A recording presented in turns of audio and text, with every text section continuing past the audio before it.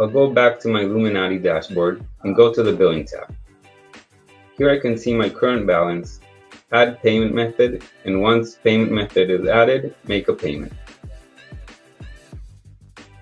It is highly recommended to set auto recharge on. This will charge your account with additional funds with the amount you specified once your account balance runs out. To set auto recharge, select credit card as primary.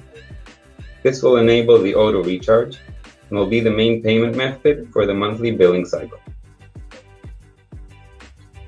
Now select the amount to recharge once your account balance runs out.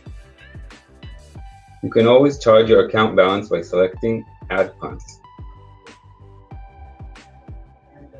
The residential network plan has a monthly commitment, which is the amount charged at the beginning of every month and ensures this amount of traffic to be used this month.